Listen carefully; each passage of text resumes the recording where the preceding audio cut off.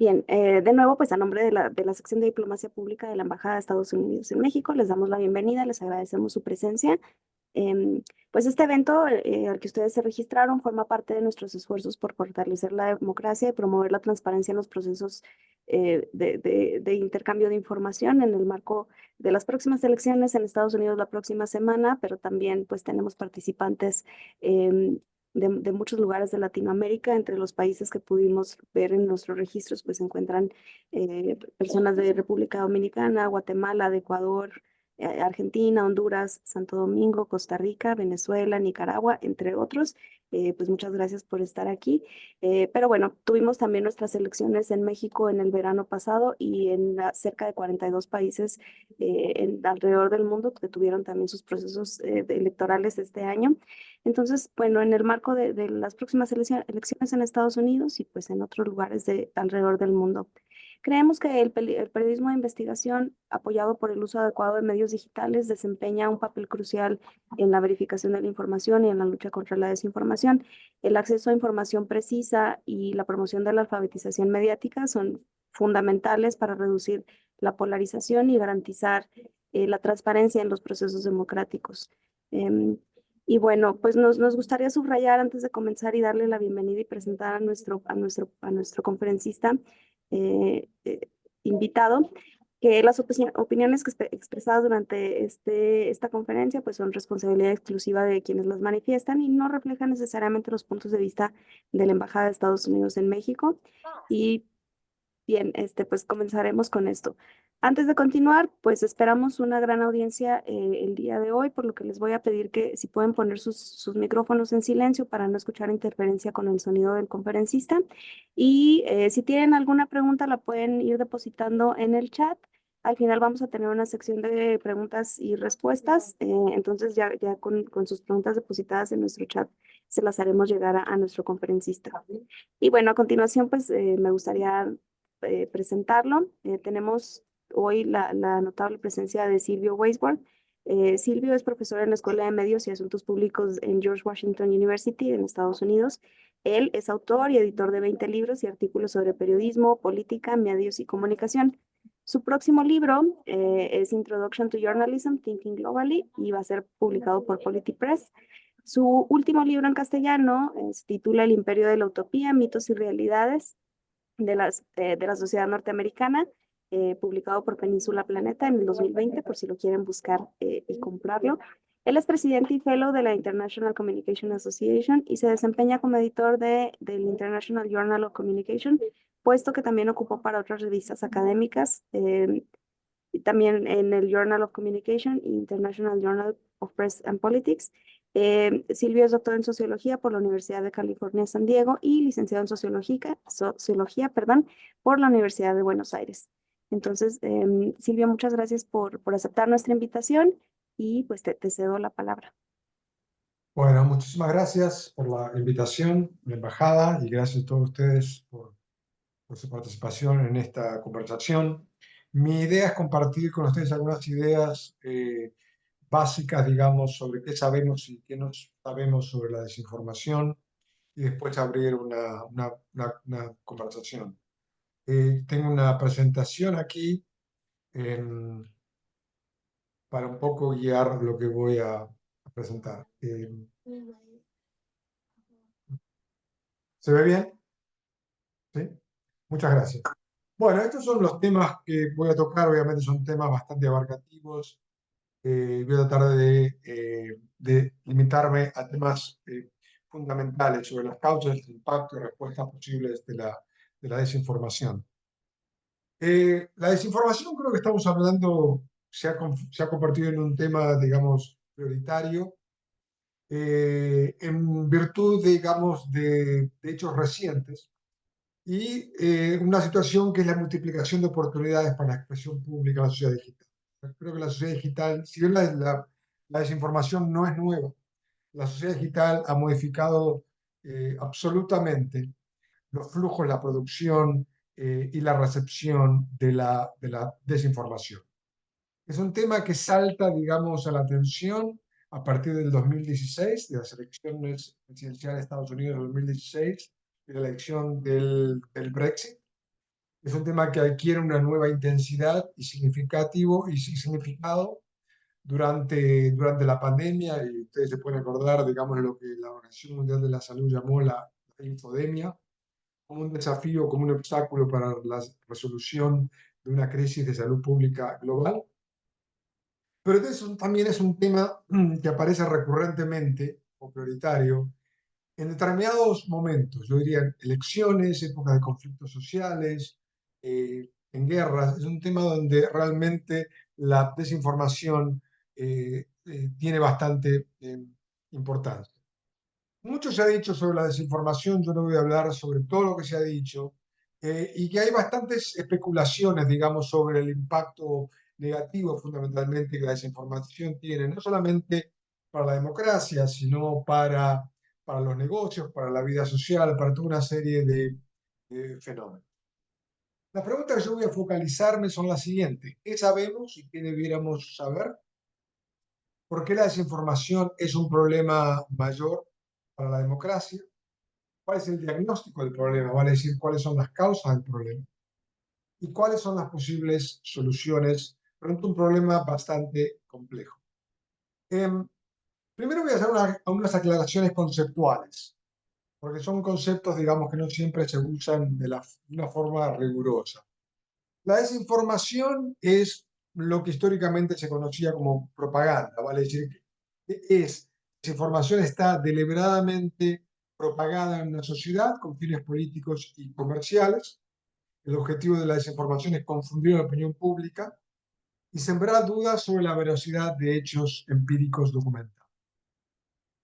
Vivimos la desinformación cuando, entre comillas, la gente no sabe a quién creer, cuando no está claro qué es verdad y qué no lo es.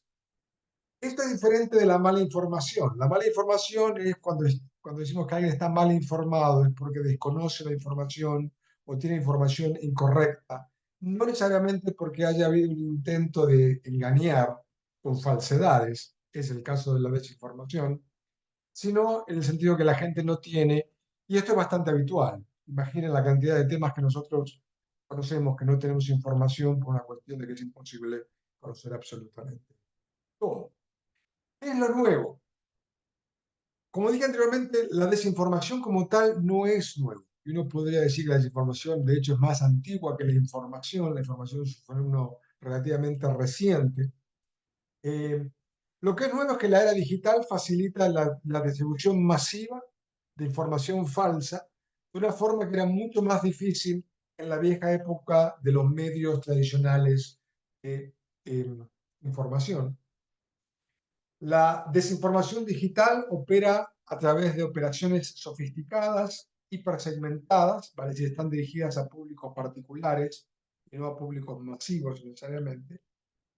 Son coordinadas, muchas son operaciones globales con múltiples flujos. Vale decir, la desinformación se aprovecha de las capacidades tecnológicas que tiene la era digital.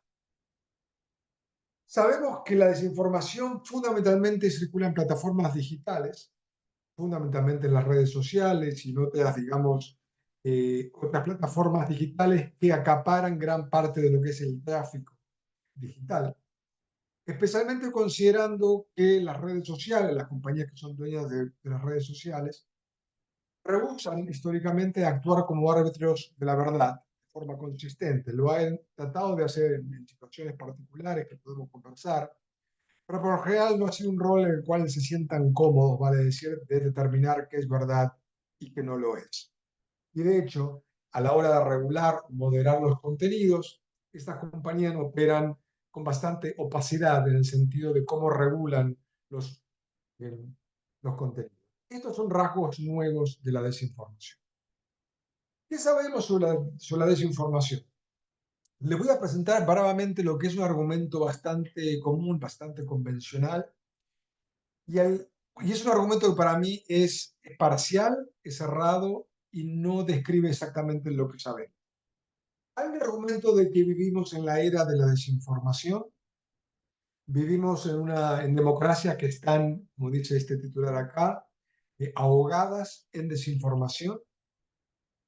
Y creo que estas son observaciones importantes. pero que creo que son incompletas. Y déjeme explicarle por qué. En primer lugar, hay desinformación, esto creo que es innegable. Sobra documentación, evidencia de que hay desinformación. La desinformación se comparte absolutamente. Parte del secreto de la desinformación es, digamos, cómo fluye. Esto lo voy a explicar un poco más en unas láminas. Pero la realidad es más compleja de lo que habitualmente se supone o se asume sobre cómo funciona y cuál es la escala de la desinformación. Entonces, frente a esto, lo que yo propongo es la necesidad de hacer otras preguntas. Y aquí va, ¿cuál es la dimensión del problema? ¿Cuál es la masividad del problema de la desinformación? Es importante, pero en realidad lo que se llama desinformación es un porcentaje ínfimo del total de contenidos. O sea, la gran cantidad de contenidos que circulan en Internet tienen que ver con otra lógica, no con la información o con la desinformación.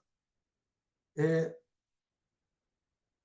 En realidad, las noticias no confiables, las noticias falsas, engañosas, de baja calidad, hiperpartidistas o ideológicas, en realidad es la porción mínima de la dieta de información de las personas. Se calcula que es un 3% de la cantidad de contenidos que constantemente circulan en Internet.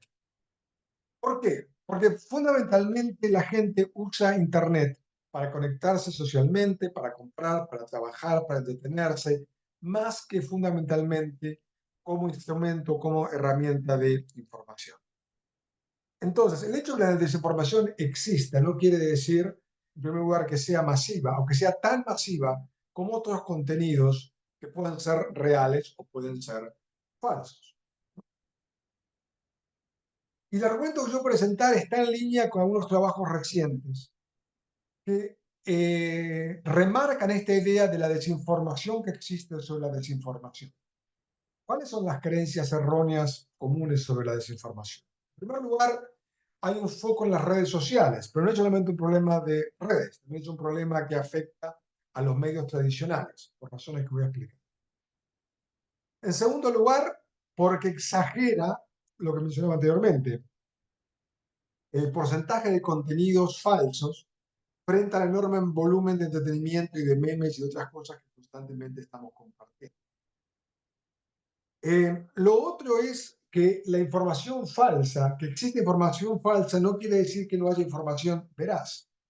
De hecho, se estima que en términos de cantidad es similar. Pensemos toda la información veraz que circula, es producida por diferentes medios o por diferentes organismos de los estados. Digamos que no es información falsa. Cuarto lugar, el hecho que circule información falsa no quiere decir que la gente crea en toda la desinformación que existe. Una cosa es la cantidad de información que circula, otra es el impacto que tiene en instalar ideas falsas. Otro punto es que la gente, más que nada, digamos, está más desinformada, vale decir lo que yo mencionaba antes, que no tiene información sobre una serie de temas, más que tener ideas erróneas o falsas como productos de operaciones o de campañas de desinformación. Y finalmente, se exagera el impacto de la desinformación, en el sentido de que usualmente es efectiva con quienes ya están convencidos o inclinados a creer en falsedades. Y esto es lo que voy a explicar en los próximos minutos. La desinformación es altamente segmentada, vale decir, algunos de nosotros tenemos una dieta de Internet que es relativamente libre de desinformación. Y otras personas, digamos, viven en un mundo de Internet donde hay mayor cantidad de información falsa. Vale decir, la desinformación no nos llega a todos de la misma forma. ¿Por qué? Porque la desinformación busca usuarios. Y si uno tiene, digamos, una dieta, digamos, un menú de información o de uso de Internet que es relativamente, digamos, libre de desinformación, quizás no se entera de la desinformación circulante. ¿Cuáles son los usuarios más vulnerables? Esto varía de país a país y es difícil generalizar. Pero usualmente se trata de usuarios de Internet que son más vulnerables a estar expuestos y a creer en la desinformación. Es gente que por lo general tiene poco interés en la política, que tiene sesgos ideológicos muy fuertes en diferentes sentidos y que dependen exclusivamente o principalmente de las redes sociales para informarse. ¿Vale? Es decir, aquellos que tienen una dieta más diversa de desinformación son menos vulnerables o proclives, digamos, a creer en la desinformación o estar expuestos. Y también la desinformación varía según el tema de interés. Piensen en docenas de temas que nos pueden interesar a nosotros. No todos los temas, desde la educación, la economía, empleo, deportes, salud pública, están, digamos, y son igualmente vulnerables a la desinformación. Entonces, lo que acá vemos es mi intención de tratar de complejizar el tema de entre quienes circulan la desinformación en cualquier sociedad. Eh,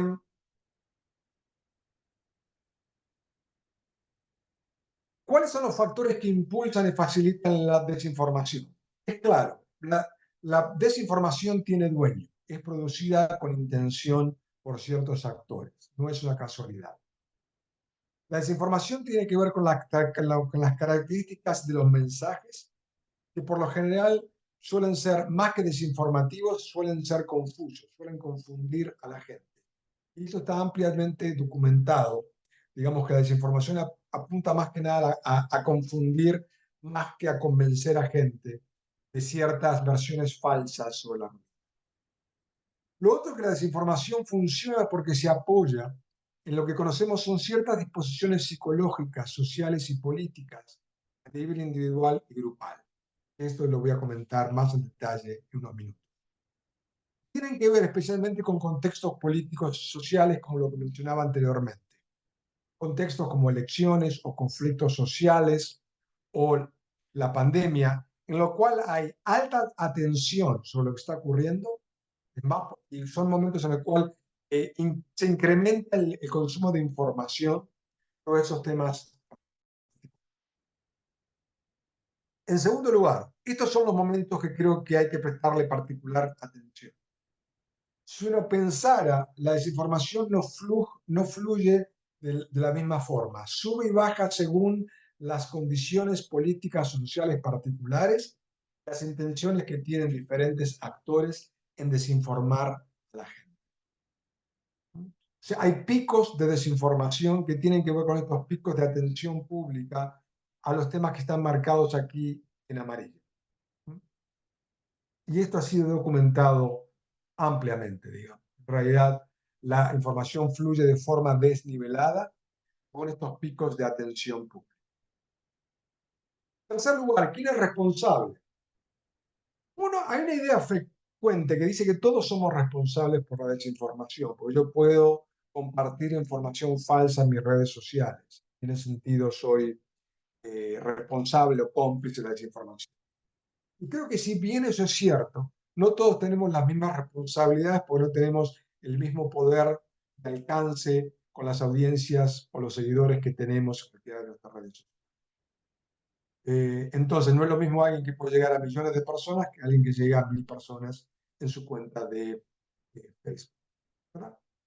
Entonces, lo que estamos viendo es que los responsables son élites políticas interesadas en la desinformación y particularmente en movilizar la desinformación para polarizar a la gente y sembrar odio de un grupo frente a otro. Está apoyado en medios de comunicación tradicionales y digitales, empeñados en tales prácticas debido a varias razones, políticas, económicas y sociales. Para algunos medios, la desinformación es un buen negocio. Después hay actores globales ligados a una lógica geopolítica de la propaganda, que de nuevo no es novedoso, pero tiene formas novedosas.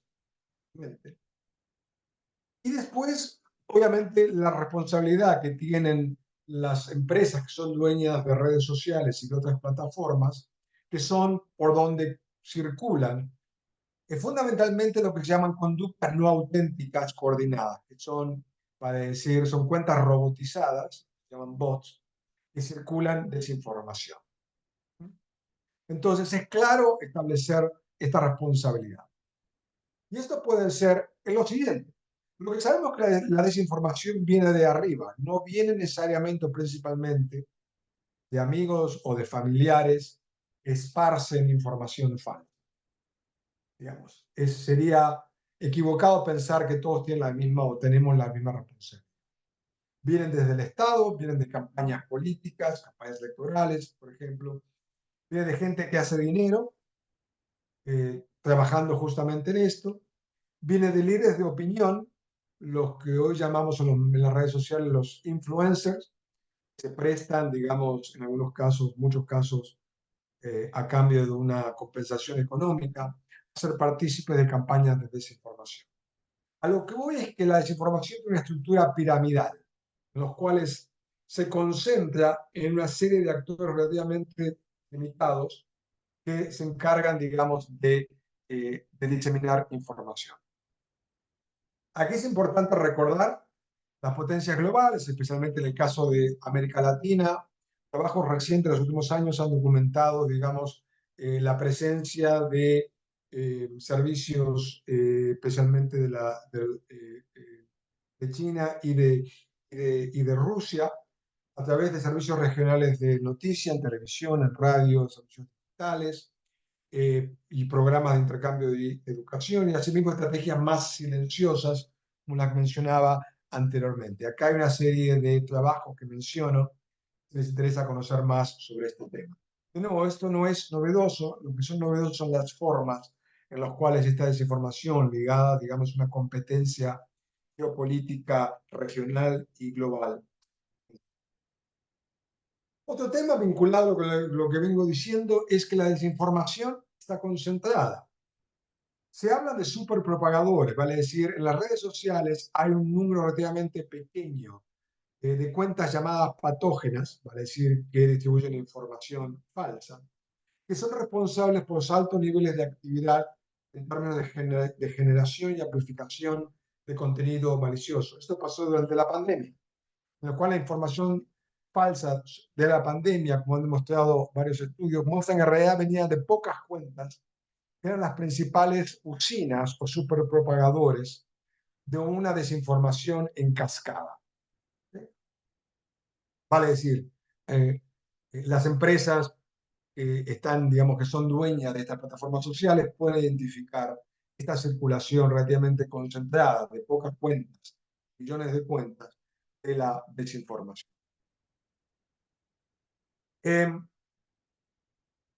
Y el otro punto a mencionar es justamente esta idea de que la desinformación tiende a estar concentrada. Yo imagino por el trabajo de ustedes que no necesariamente están expuestos a desinformación y que toman recaudos, toman cuidados a la hora de tener una dieta informativa relativamente, digamos, libre de cuentas falsas. Pero esto no es así. Por eso lo que es importante entender en esto es que importa mucho, digamos, el tipo de prácticas que tenemos. Mientras más consumimos desinformación, más somos proclives a recibir desinformación. Y hagan un ensayo de esto. Súbanse a cualquier red social y traten con una cuenta nueva o la cuenta que ya tienen. Traten de buscar desinformación y van a ver cómo el algoritmo inmediatamente cambia y les tira información que es falsa, que ha sido documentada ser falsa.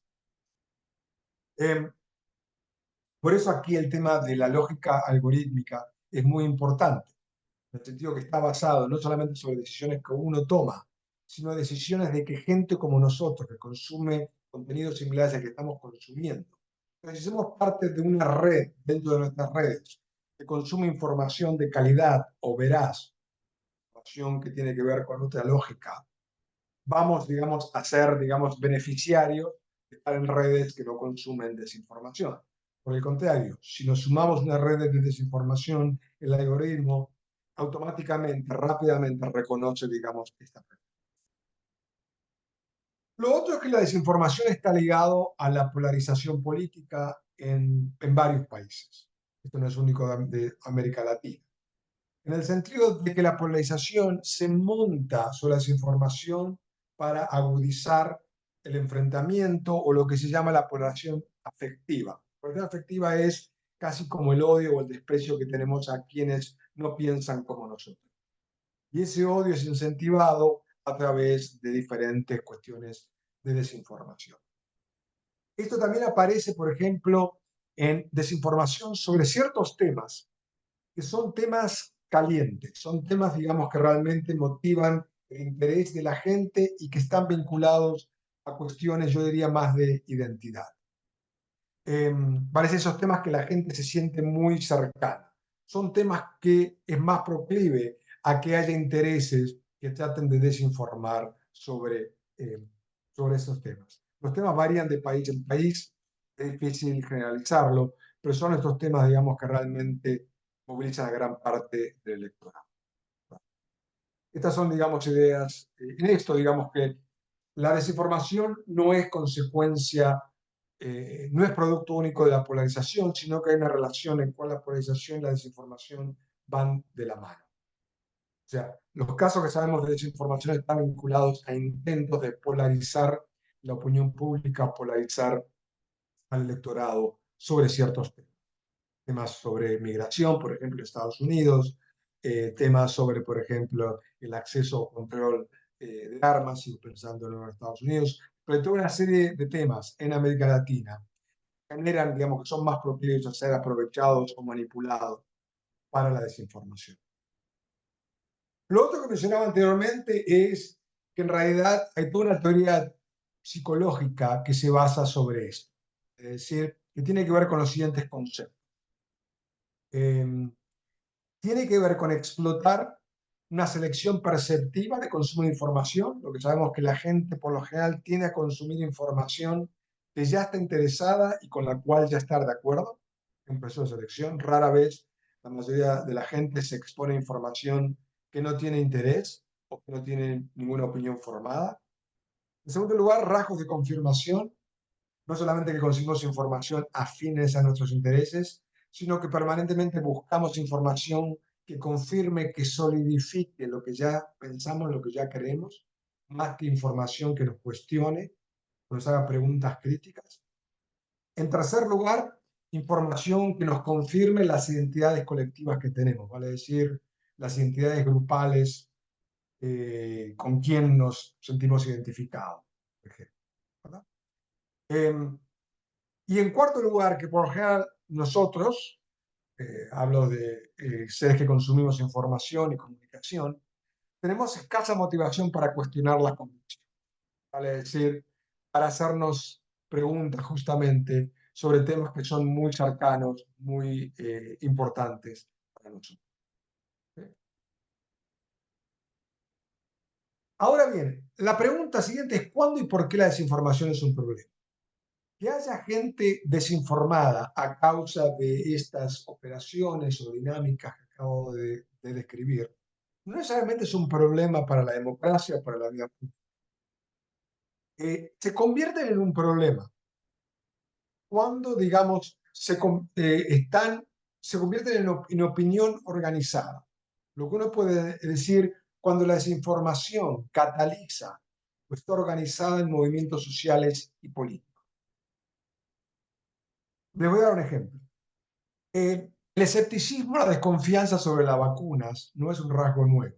Históricamente, en todos los países hay gente, bolsones de opinión pública que han descreído de la seguridad de las vacunas, a pesar que los científicos de hace tiempo eh, están convencidos en un 99% de la seguridad de las vacunas, excepto algunos casos aislados. El problema es cuando la desinformación que existe sobre el tema de la seguridad de las vacunas se articula en un movimiento antivacunas que pugna por convencer a otros de no vacunarse o que activamente trata, digamos, de diluir o cuestionar la seguridad de la vacuna. Entonces, el problema es cuando una opinión que existe en la opinión, cuando existe en el público, aparece como una acción coordinada, deliberada, justamente para negar algo que, por ejemplo, la ciencia o la salud pública está estudiado, está aprobado. Algo de esto obviamente vimos durante el COVID, ¿verdad? En la cual circuló bastante desinformación sobre varios temas, sobre el origen del virus, sobre las posibilidades de prevención, incluidas las vacunas, sobre el distanciamiento. ¿Verdad? Ahí se convirtió en un problema especialmente en algunos países, para la resolución o la acción frente a la pandemia. Todo el tema que mencionaba antes sobre migración es un tema, digamos, el problema no es que la gente tenga ideas equivocadas sobre la migración, quiénes migran, por qué razones migran, cuáles son las condiciones de vida, los efectos de la migración. El problema es fundamentalmente cuando opinión desinformada sobre estos temas se convierte en un movimiento antimigratorio, un movimiento político, digamos, que rechaza la migración en general debido a, digamos, flujos de desinformación. Pero ser claro, digamos, con esta cuestión. Una pregunta frente a la cual no tenemos respuesta clara es si todas las democracias son simplemente vulnerables a la desinformación. Y esto no queda claro, digamos, es muy difícil contestar esta pregunta. Pero sí es claro la desinformación como un movimiento organizado, ya sea contra la democracia o contra ciertos bienes públicos. Por ejemplo, la resolución de la pandemia o la acción frente al cambio climático. Ahí se transforma en un problema. Ahora bien, creo que las respuestas frente a estos problemas que yo acabo de mencionar no son claras en nosotros. Entendemos mejor las dimensiones y las causas de la desinformación que la viabilidad y el impacto de posibles alternativas y soluciones. Necesitamos saber mucho más sobre qué estrategias pueden ser efectivas en combatir la desinformación. ¿Qué hacer? Y acá voy a usar 5 o 7 minutos y termino mi presentación. En primer lugar, punto de partida, la desinformación es inevitable en el caos de comunicación digital. Pensar que la desinformación se puede erradicar es hablar, digamos, de algo imposible. No por cínico o escéptico, sino por, digamos, la cantidad de información, de desinformación o de datos que producimos constantemente. La desinformación no se puede erradicar. Se puede, digamos, tratar de regular o de controlar o de equipar a la población con herramientas para tener una lectura, un consumo cuidadoso y crítico de la desinformación. Entonces el desafío es cómo crear flujos positivos de información en la inmensidad del caos comunicacional en el cual. Y voy a hablar de algunas estrategias, digamos, que han tendido a proveer información veraz, fehaciente, como una forma, digamos, de contrarrestar la información falsa, y estrategias que han tratado de alertar a la población, concientizar, educar sobre cómo consumir información de una forma cuidadosa. La caja de herramientas que tenemos sobre acciones, digamos, virtuosas son las siguientes. Una es ofrecer información válida, información íntegra. Es lo que comúnmente se llama el fact-checking o la verificación de datos, como una forma de contrarrestar la información falsa. Esto es diferente a fomentar habilidades críticas, lo que se llama más la alfabetización mediática. Que de hecho sobre esto tenemos limitada evidencia. Tenemos bastante evidencia sobre la alfabetización mediática en escuelas. Digamos que históricamente fue el lugar, el sitio en algunos distritos, en algunos países, donde se trató de hacer una educación sobre medios, sobre cómo consumir información. Y otro problema es justamente qué hacen las plataformas, estoy hablando de Meta, Facebook, digamos, y de otras empresas dueñas de las plataformas principales, de qué podrían hacer, qué han hecho para hacer más difícil que la gente sea expuesta a la desinformación. En los últimos años ha habido un sinnúmero de iniciativas de diferentes actores para posicionarse frente a la desinformación según estas 3 tácticas que acabo de mencionar. ¿Cuáles son los resultados? Los resultados son ambiguos. Quiere decir, ha habido en los casos donde las empresas mismas, en el caso de Twitter antes de Elon Musk o Facebook, trataron de sacar información falsa, cuentas falsas o información falsa sobre las vacunas que lo hicieron. Esto generó toda una serie de debates sobre si estas empresas estaban, digamos, ejerciendo censura o regulación desmedida. Históricamente estas compañías nunca se han sentido muy cómodas haciendo eso, que yo mencionaba al principio. No quisieron ser árbitros de la verdad, salvo de ciertos contenidos. Vamos a hablar después. Pero no sobre estas cosas. Y por lo general lo han hecho cuando han estado bajo presión, fundamentalmente del gobierno de los Estados Unidos o en la Unión Europea, de remover contenidos falsos. Pero esto está cambiando. Esto está cambiando porque las empresas, pongamos el caso de Meta, recientemente han tratado de no priorizar contenidos informativos, verdaderos o falsos, en sus cuentas. Y en segundo lugar, por ejemplo, la llegada de Elon Musk a lo que se llamaba Twitter, lo que es X, una política muy diferente en el término de regular contenidos dentro de su plataforma, y estudios recientes muestran un incremento en la desinformación en la plataforma antes llamada Twitter, ahora llamada X. Esta es una decisión empresarial, no es una cuestión, digamos. Eh, lo que sí que sabemos menos sobre el impacto, digamos, de estrategias contra la desinformación. La verificación es muy importante en el sentido de que provee información fehaciente, pero no es claro que modifique las convicciones de gente que sea proclive a ser receptora y que crea en la desinformación. La evidencia, de hecho, es mixta sobre esto. Hay algunos estudios que muestran que la gente cambia su opinión errada por una información certera una vez que está expuesto a hechos verificados sobre temas de vacunas o de transparencia de las elecciones. Pero hay otros estudios que muestran que realmente no necesariamente es así, que no siempre, digamos, la información válida puede cambiar las opiniones o actitudes que la gente tiene sobre diferentes temas.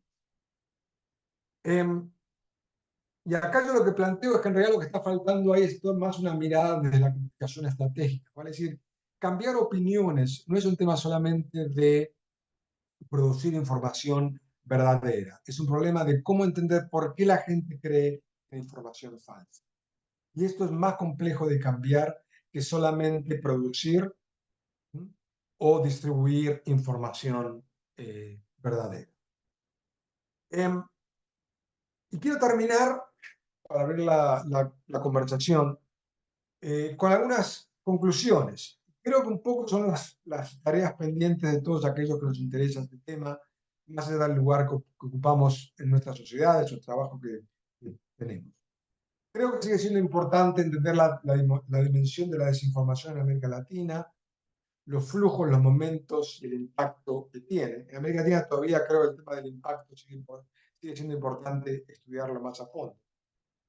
Entender que la gente cree en cuestiones falsas no solamente, no porque tiene una dieta desinformativa, no porque hay razones sociológicas o políticas que tienen que ver con la identidad, con las convicciones, con identidades grupales, que lo hacen más proclives a estar expuestos a la desinformación y a creer en la desinformación, frente a lo cual, si hay posibilidades de cambiar esto, necesita un enfoque estratégico integrado, vale decir, no es solamente una cuestión de esparcir información certera, sino es un ejercicio de persuasión, de convencer, digamos, de la presunta validez de otra información o de los errores y las limitaciones que tiene la información falsa.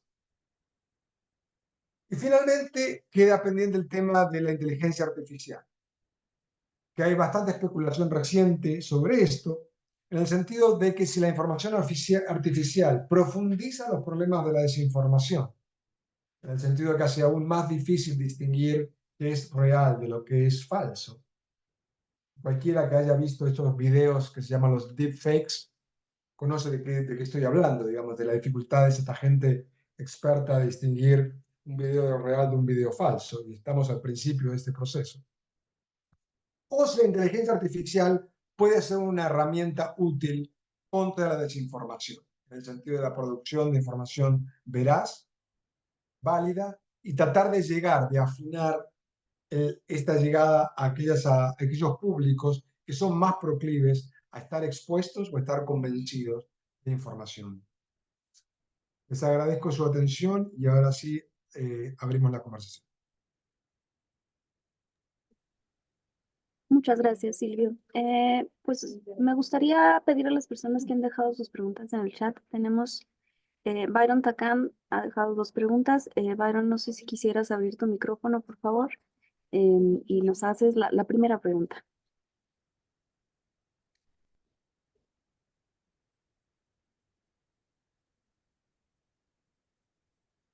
Bueno, dice que tienes compuesto el micrófono, la leo yo.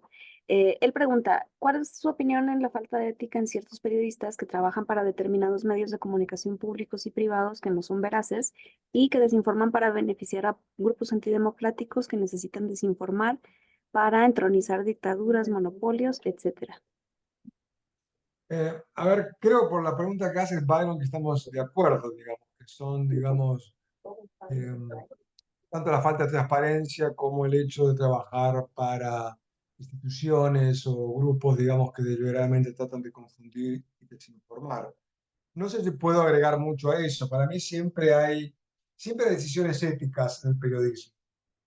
Ética en el sentido de que se sirven diferentes fines. La ética es sobre qué bienes se priorizan. Y entiendo, digamos, que esas son decisiones que están reñidas con lo que uno puede pensar que es, digamos, lo que puede beneficiar a la democracia en el sentido de tener información de calidad o información fehaciente. Esto importa por los temas que hablaba antes, digamos, porque contribuye, digamos, pone en peligro la democracia. Eh, la desinformación es un problema por varias razones. Una es porque cuando la opinión pública está confundida o está, digamos, viciada de información falsa, toma decisiones que no necesariamente se condicen con la realidad. Y eso es un problema para la democracia. Pero también es un problema para lo que yo mencionaba anteriormente, para enfrentar problemas comunes como la pandemia.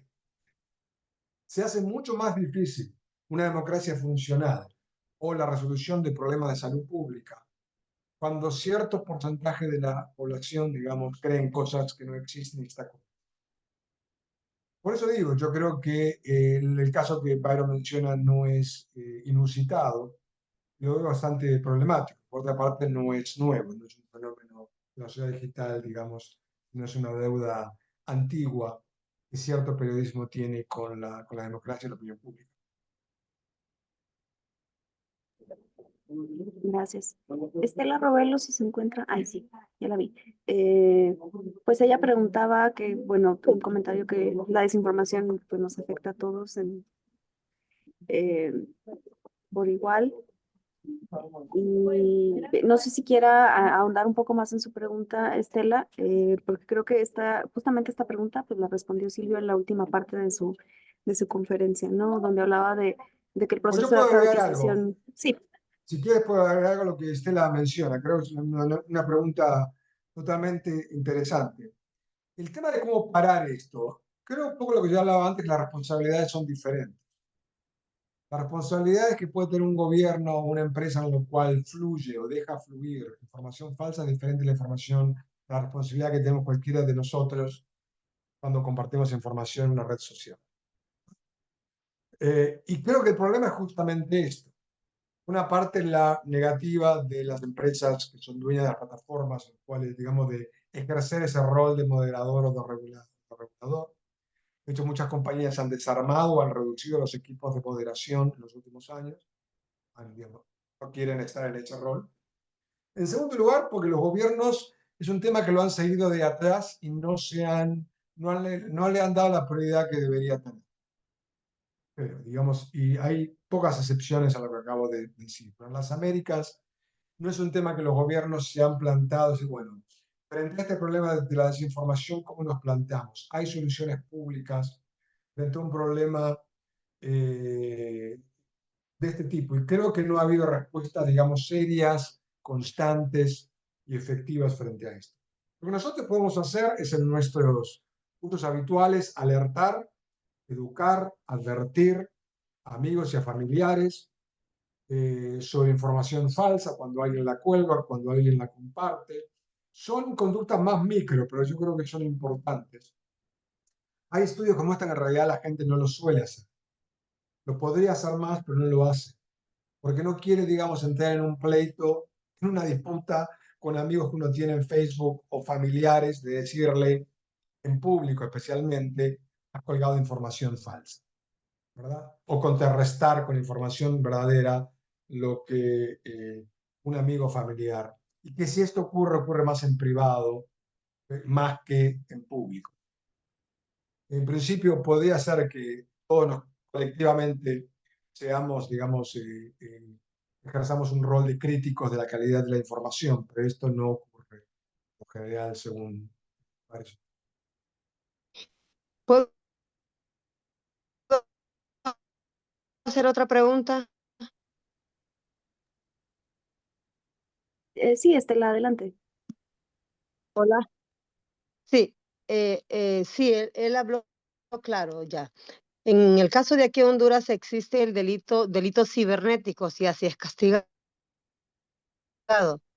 pero es difícil detectar a una persona, ya pocos días, Estados Unidos, aquí en Honduras también, el próximo año, ya casi en marzo, cómo detectar ese valor y cómo darle valor a esa información que a su vez se convierte en desinformación en las redes sociales y es difícil detectar quién está publicando este tipo de desinformación que al final logra confundir a todos los que los ven y los escuchan en las diferentes redes sociales. Excelente pregunta, Estela. Yo creo lo siguiente, considerando que la mayor parte de lo que es información circula por plataformas privadas, es la colaboración o el compromiso de las empresas para investigar la desinformación, fuentes, dónde surge, cuál es su origen. Es difícil, digamos, hacer un trabajo en profundidad. No es algo que el Estado puede hacer otras cosas en términos legales o de políticas públicas, pero digamos, meterse a trabajar con las empresas mismas tienen la información o no tienen la información porque no están interesadas en documentar. Y esto fue parte de lo que fue el escándalo del 2016 con Cambridge Analytica y la complicidad de algunas empresas, justamente en la opacidad en la cual circula esto, en parte por la negativa, la falta de interés de las empresas de realmente documentar cuál es el origen y los flujos de la información.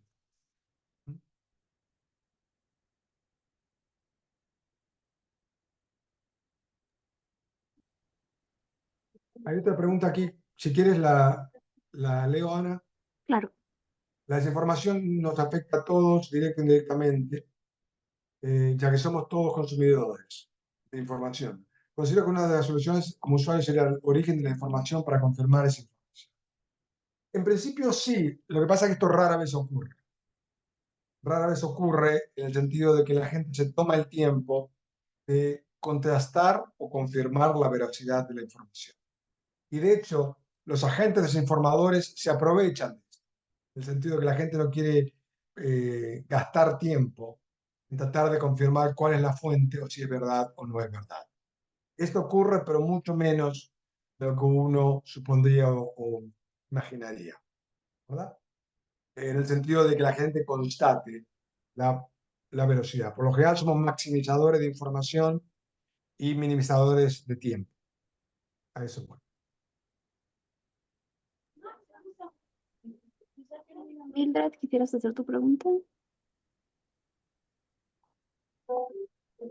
Sí, muy buenas tardes, Silvia. Muchísimas gracias. Te quisiera preguntar sobre en diferentes gobiernos y también parte de la política de diferentes países, de repente usan el dar esta información falsa. ¿Tú consideras que es importante el establecer ciertas leyes de manera internacional como en conjunto para pues erradicar también entre países cuando cierto país o esté dando esa información falsa hacia otros, hacia sus habitantes? A ver, excelente pregunta. Inevitablemente cuando uno habla del tema este de regulación de desinformación, la posición del otro lado dice, esa no es una regulación de la libertad de expresión. Vale decir que cualquier intento de regular la desinformación rápidamente se convierte en un intento de censura. Y esto aparece recientemente cuando fue todo el fenómeno de las fake news y la información falsa ya hace 8 años. Hubo varios gobiernos en diferentes partes del mundo que aprobaron leyes para, digamos, controlar, entre comillas, las fake news, que en realidad eran leyes de censura, no eran leyes para mejorar la calidad de la información existente en sus países, sino fundamentalmente como una forma de controlar y tratar de evitar información incómoda, son, digamos, críticas. Entonces yo creo que hay una tensión constante, cualquier intento, digamos, de regular la información según una aspiración de calidad, información veraz, inevitablemente choca contra, digamos, una cierta desconfianza, que en algunos casos está justificada, de cualquier intento legal a nivel nacional o global de regular la calidad de la información, rápidamente se convierte en un intento, especialmente de gobiernos, por la censura. Entonces yo creo que estamos en esa disputa. Es el caso de varios países en la región. Si bien, entre comillas, hay buenas intenciones, evidentemente dice, bueno, ¿y quién controla, quién regula la desinformación? Es una vieja pregunta. Entonces, yo creo que hay cierto escepticismo justamente sobre eso. El caso de la Unión Europea es diferente por otras razones, por un pasado histórico más a favor de la regulación de ciertos contenidos, especialmente contenidos de odio, no contenidos de desinformación, ¿verdad? Pero justamente esto plantea un desafío, digamos, cómo luchar contra la desinformación sin caer en soluciones que apoyen formas de censura o de censura, digamos, indiscriminada, especialmente por gobierno. Ok, muchísimas gracias por la respuesta. Gracias por la pregunta. Bueno, Claudia tiene una pregunta en el chat. Ella pregunta si en este panorama sería conveniente que se legisle el derecho a la alfabetización mediática. Y nada más para comentar que después de esta pregunta, pues nada más tendremos espacio para una pregunta más, que vamos a pasar con la pregunta de Joshua. A ver, lo que pregunta Claudia creo que es un tema clave en esto. Vale decir, creo que el tema de la desinformación requiere, digamos, acciones colectivas. Desde gobierno, sociedad civil, empresas, digamos, pues es un problema que afecta a cada sector de la sociedad. Una opción es, digamos, un derecho a la alfabetización mediática creo que tiene que ser central a cualquier proyecto de educación. El problema no es solamente, digamos, el sector educativo que va desde jardín de infantes hasta el colegio secundario o incluso la universidad, sino cómo llegar a población adulta, que para mí eso es lo más difícil porque plantea una cuestión logística, institucional, de credibilidad que es mucho más compleja. Pero sí, digamos, que haya un derecho a la alfabetización mediática creo que es fundamental. Si no, y plantearlo en términos como un derecho me parece interesante. ¿Por qué? Porque la desinformación conduce a la vulneración de otros derechos. La desinformación conduce a la vulneración del derecho, por ejemplo, a la privacidad o el derecho a la seguridad. Si alguien desinforma sobre mis intenciones que resultan en acciones violentas contra mí, distribuye desinformación que eventualmente viola mi derecho a la seguridad o a la privacidad, ¿verdad? Entonces yo creo que esto, plantearlo como un derecho fundamental en la sociedad digital, me parece que es la vía correcta. ¿Cómo se implementa? Siempre es lo más complejo.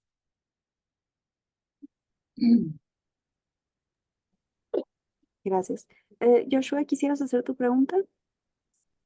Sí, buenas tardes.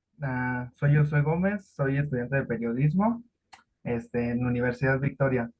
Me surgió la pregunta, ¿la inteligencia artificial en algún momento puede ayudar o perjudicar en el combate contra la desinformación? A ver, la pregunta está ahora en el candelero y creo que se puede utilizar para las dos cosas. El tema es qué es lo que va a predominar. Y en algunas mañanas de escepticismo, yo pienso que, digamos, la inteligencia artificial va a ser y está siendo utilizada por sectores que se benefician con la desinformación, quizá de una forma más sofisticada y más intensa, de aquellos sectores de la sociedad que quieren utilizar la inteligencia artificial para informar mejor o contrarrestar la desinformación. Creo que estos intentos siempre corren uno o dos pasos detrás de los intentos más, digamos, calculados de desinformación.